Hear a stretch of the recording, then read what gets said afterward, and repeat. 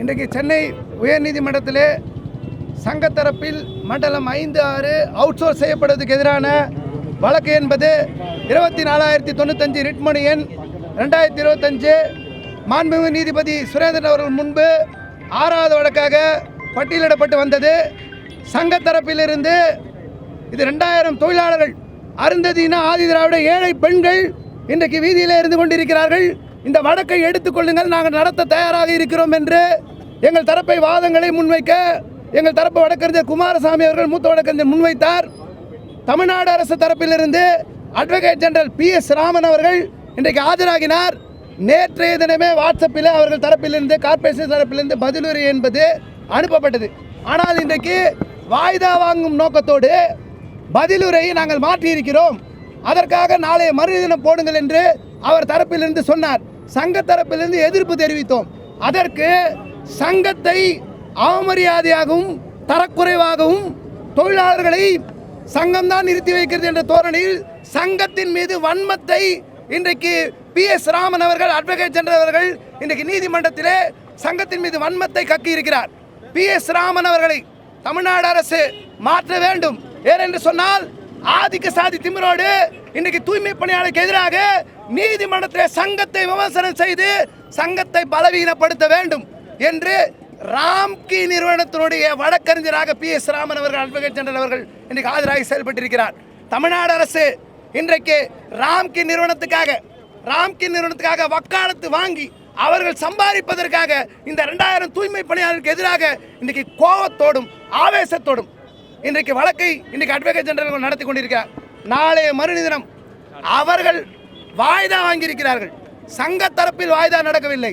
சங்க தரப்பில் நாங்கள் வழக்கு நடத்த தயார் என்று சொன்னோம். ஆனால் தமிழ்நாடு அரசு சென்னை மாநகராட்சி பேச்சுவார்த்தைக்கும் வரத்துக்கு தயங்குகிறார்கள், வழக்கு நடத்தவும் தயங்குகிறார்கள். எல்லா தரப்பிலிருந்தும் அவர்கள் தரப்பில் தயாராக இல்லை. சங்க தரப்பில் எதற்கும் தயாராக இருக்கிறோம்.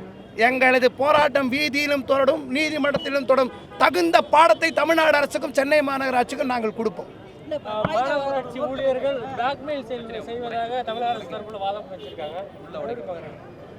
ரொம்ப கேவலமான விஷயத்தை கோர்ட்டில் பண்ணியிருக்காங்க. யார் இங்கே பிளாக்மெயில் பண்ணுறா? இங்கே நீங்கள் உள்ளே போய் பெண் தொழிலாளி கேட்டு பாருங்கள். ஒருத்தராவது அவங்க தெரிஞ்சு அவங்க வேலைக்கு அவங்களுக்கு 5,000 ரூபாய் சம்பளம் போது முதல்வர் கொடுத்த வாக்குறுதி, தேர்தல் வாக்குறுதி 153 285 கடிதம், இவங்கெல்லாம் கொரோனாவில் வேலை செய்ய அவர் கொடுத்தாரு. இவங்கெல்லாம் தேர்தலுக்கு முன்னாடி வாய்க்கிலேயே ஒன்று சொல்லுவாங்க, அப்புறம் மாற்றுவாங்க. சங்கம் என்ன பிளாக்மெயில் பண்ணுது? சங்கம் என்ன கேட்குது? வேலை கொடுங்கன்னு கேட்குது. நாளைக்கே கூப்பிட்டு தொழிலாளிகிட்ட சொல்லட்டும், நாங்கள் 31/7 இருக்கிற வேலையை கொடுக்கணும், நாங்கள் தேர்தல் வாக்குறுதி நிறைவேற்றணும்னு சொல்லிட்டோம். சங்கத்துக்கு என்ன பிரச்சனை? வீதியில் வழி இல்லாமல் ரோட்டில் நிற்கிறவங்களுக்கு சங்கம் 2021 போராடி நாங்கள் வழக்கு நடத்தி இது வரைக்கும் 11 நீதிபதிகளை சந்தித்து பார்த்திபன் மகாதேவன், இன்னைக்கு உச்சநீதிமன்ற நீதிபதியாக இருக்கிற மகாதேவன், அவர் மினிமம் வேஜஸை கொடுக்கணும்னு உத்தரவு போட்டு இன்றைக்கி 391 ரூபாயிலேருந்து 753 ரூபா இன்றைக்கி சம்பளத்தை வாங்கியிருக்கோம். இன்றைக்கி 200 ரூபா சம்பளத்தை குறைச்சி கான்ட்ராக்டர் லாபம் சம்பாதிக்கிறாங்க.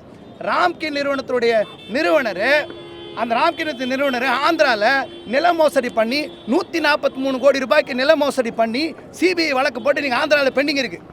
பீகார், ஜார்க்கண்ட், மகாராஷ்டிரா, டெல்லி பல இடங்களையும் கவர்மெண்ட் ஏஜெண்டாக வச்சுருக்கு. அவன் லாபம் சம்பாதிக்கிறதுக்காக இன்றைக்கி 2வது இன்றைக்கி இந்தியாவிலே பெரிய எம்பியாக காசுள்ள 2வது எம்பியாக ராம்கி நிறுவனம் இருக்குது. அந்த MP தான், அந்த ரெட்டி அவர்கள் தான், அவருக்கு ஆதரவாக இந்த தமிழ்நாடு அரசாங்கம் நிற்குது. அவங்க பிளாக்மெயில் பண்ணுறாங்களா? இங்கே உக்காருன்னு வெளியே தூக்கி போடுன்னு காவல்துறை வச்சு நோட்டீஸ் கொடுக்குறாங்களா? சங்கம் பிளாக்மெயில் பண்ணிட்டா. கோரிக்கை ஏற்றுக்குவாங்கன்னு சொல்கிறோம், வேலை கொடுங்கன்னு சொல்கிறோம், சொன்ன வேலையை கண்டினியூ பண்ணுங்கன்னு சொல்கிறோம். வேறு என்ன இதில் என்ன பிளாக்மெயில் இருக்குது? அவர் தான் எங்களை பிளாக்மெயில் பண்ணுறாரு. சங்கம் நிற்கக்கூடாதுன்னு நினைக்கிறாங்க. இவங்களுக்கு வலுவாக கேடயமா இன்றைக்கி சங்கம் அம்பேத்கர் பகத்சிங் புகைப்படத்தோடு சேர்ந்து இருக்கக்கூடாதுன்னு நினைக்கிறாங்க. கார்பரேட் ஏஜென்ட் நாங்கள் இல்லை, நாங்கள் தொழிலாளிக்கு நேர்மையாக விசுவாசமாக இருக்கணும்னு நினைக்கிறோம். அவங்க சொல்கிறது முழுக்க போய்.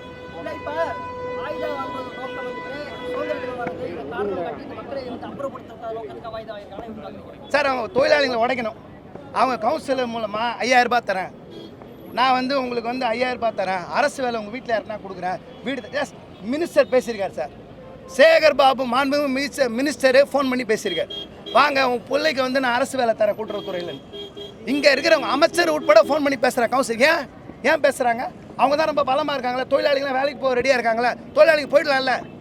அவங்க ரோட்லேயும் வெயில்லையும் மழை நேற்று நைட்டு கூட மழை கொஞ்சம் கூட இறக்கம் இல்லை வந்து இவங்களை பார்த்து ஒரு மனிதாபிமானம் இல்லை வந்து பார்ப்போமே பேசுவோமே அவங்க கொடுக்குற 271 கோடி ரூபாய் காசு எங்களோட கேள்வி என்னன்னா எலெக்ஷன் முடியறதுக்கு முன்னாடி யாருக்கிட்ட காசு வாங்கிறதுக்காக அடமானத்துக்காக நீங்கள் பண்ணுறீங்க யார் லாபத்துக்காக இத்தனை வருஷம் வேலை செஞ்சாங்களே 15-20 வருஷம் அப்போல்லாம் அவங்களுக்கு கான்ட்ராக்ட் பற்றி தெரியலையா கான்ட்ராக்ட் வந்து நல்லா வேலை செய்வாங்க எங்கள் ஆளுங்களுக்கு அவங்களுக்கு என்ன வித்தியாசம் ஒரு உதாரணம் காட்டுங்க பார்க்கலாம் எத்தனை கம்ப்ளைண்ட் வந்து கார்பரேஷன் இருக்கிற இடத்துல இவங்க வேலை செய்கிற இடத்துல புகார் அவங்க இருக்கிற இடத்துல புகார் காட்டுங்களேன் பார்க்கலாம் உங்களுக்கு யார் நலனுக்காக யாரோட நலனுக்காக யார் லாபத்துக்காக இங்கே கான்ட்ராக்ட் போகிறதுக்காக பண்ணுறீங்கன்றது வெளியே தெரியும்